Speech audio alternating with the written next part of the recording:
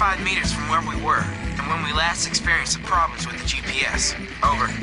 Can you still hear me? The radio's coming in loud and clear too. Keep us posted. We should know really soon whether or not the technical problem was permanent. My guess is that one of the satellites was broken. Now, Jacob, don't jump to conclusions. And besides, Mr. Gano said that 29 GPS satellites orbit the Earth. It's possible, but not likely that they're all broken. I guess you're right. But what other explanation is there? Either way, if we want to complete our assignment, we have to make sure this works. It should be another 8 meters. A little to the right. I don't see anything. Another 5 meters. Oh, wait, I see something.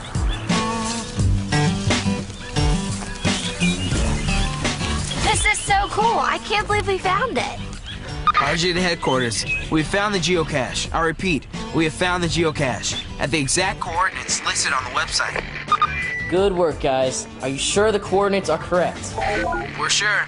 We've double-checked and double-confirmed. Mission accomplished. We're returning to headquarters. Over.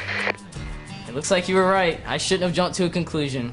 Clearly, the satellites and the GPS devices are working properly. And that's a good thing. But we still don't know what caused the problem in the first place. Let's go to the problem board.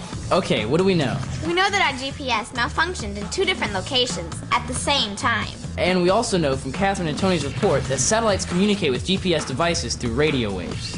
Of course. And now we know that the problem was only temporary. True. The satellites and GPS devices are working fine now. So what do we need to know? We need to know more about radio waves and how they might be affected. It might also help if we knew anyone else who had a similar problem. So where do we go? Let's email Ulla and Nina in Norway and see if they had the same problem on the same day.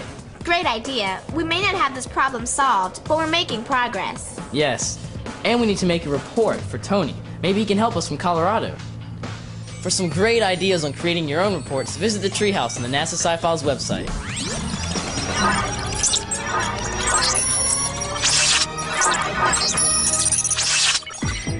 We read about the Treehouse detectives' problem with their GPS, but we weren't much help. We were not geocaching on the same day, and we haven't had any problems with our GPS. We decided to ask Dr. D about it when we meet at the Alomar LiDAR Observatory. I'm excited to finally be here at the observatory. I've read so much about it.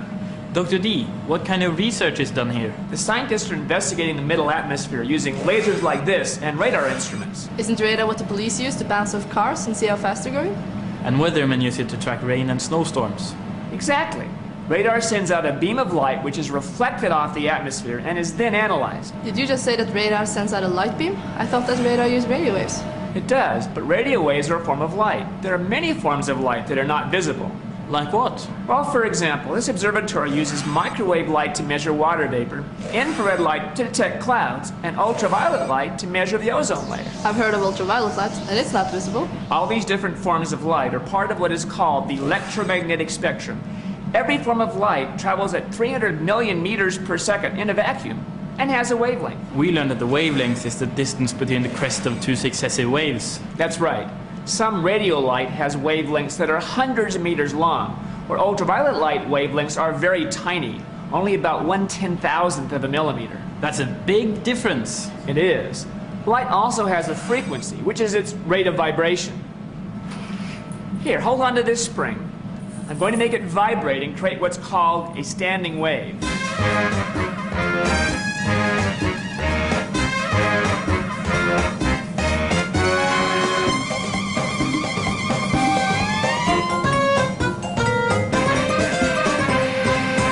The faster you move your hand, the shorter the wavelength. Exactly. And the shorter the wavelength, the higher the energy. Which light has the most energy? That would be gamma rays, followed by X-rays, ultraviolet, visible light, infrared, and radio waves. Wow, I still can't believe that they're all called lights. Dr. D, the Treehouse detectives want to know more about the radio waves the satellite uses to communicate with GPSs. Good question. First, you need to know that there are a lot of different types of radio waves. GPS satellites communicate with a type of radio wave called microwave. I've heard of shortwave radio. That's another type. There are also AM and FM radio and TV.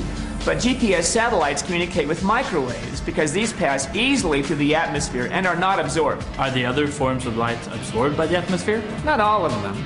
Ozone in the atmosphere absorbs most, but not all of the ultraviolet light.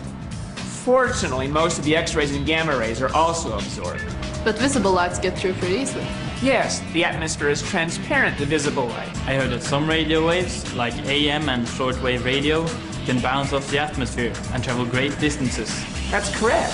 But FM radio and TV... I also mentioned that all radio waves can be created by moving electrical charges. And the Kids Club members said you might want to learn more about electricity to solve your GPS problem.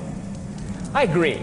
And if camping conditions aren't too primitive, I recommend that you look up Dr. Baganal, a friend of mine who studies electricity at the University of Colorado. I know that we use electricity all the time, but I'm not sure what it is exactly. It's a physical phenomenon associated with static and moving electrical charges. Oh, I get it. I'm sorry, would you repeat that again? I know, it's complex. Electricity doesn't have a simple explanation, nor is it easy to understand. So let's start with the basics. Take this plastic stick and rub it against this cloth. Okay.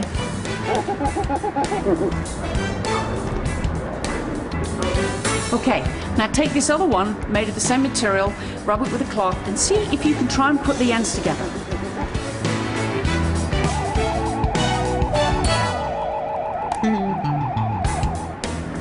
It looks like one is pushing the other.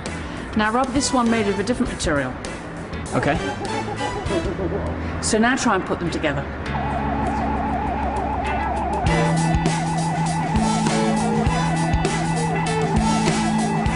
The different stick pulled the first stick. Why'd it do that? Well, let's figure it out. Do you remember the parts of the atom? Yes, there is a nucleus with protons and neutrons surrounded by electrons. That's correct. And the protons are positively charged and the electrons are negatively charged. And the neutrons are neutral. Very good. And positive and negative charges are attracted to each other. We call that the attractive force. Aren't all atoms basically neutral? Yes, but when you put different materials together, sometimes the parts of the atoms like to move. However, some nuclei like to hang on to their electrons stronger than other nuclei. The stronger nuclei gather electrons from the weaker nuclei.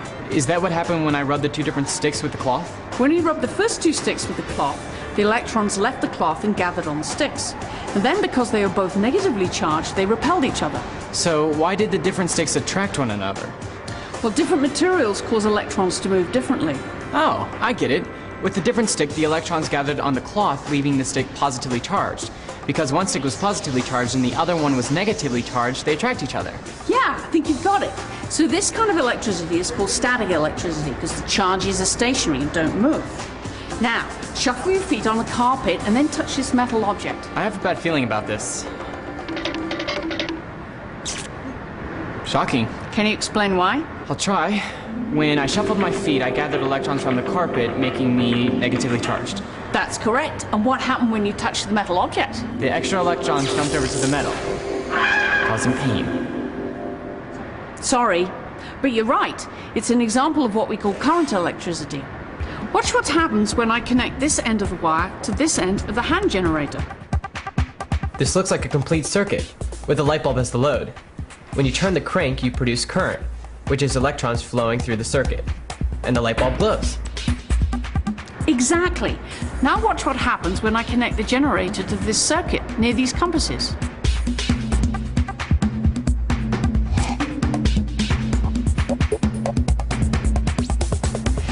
Wait a minute, the compass has moved.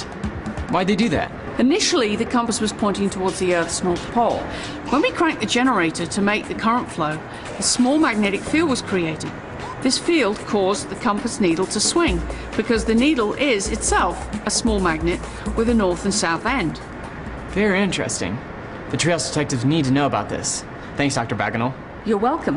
I have some more experiments. I didn't know that electricity was so cool. Dr. Baganal said that flowing electricity creates a magnetic field. If that's true, then we need to know more about magnets and magnetism. So what's up? Will learning about magnets help the Treehouse detectives? What other information do they need to solve the mystery? Find out in the next exciting chapter of The Case of the Technical Knockout.